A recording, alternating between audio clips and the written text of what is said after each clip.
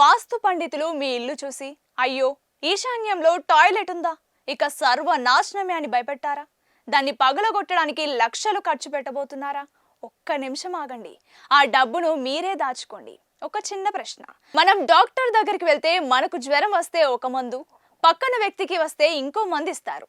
అంతేగాని హాస్పిటల్కి వచ్చిన అందరికీ ఒకే పారాసిటమాల్ టాబ్లెట్ ఇవ్వరు కదా. మరి వాస్తు మాత్రం అందరికీ ఒకేలా ఎలా వర్తిస్తుంది?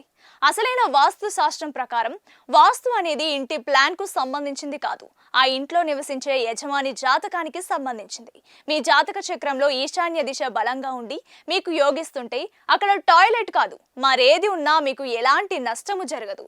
ఇదే చాలా మందికి తెలియని అసలైన వాస్తు రహస్యం. వాస్తు అనేది ఇంటికి కాదు, అందులో నివసించే మనిషికి వర్తిస్తుంది.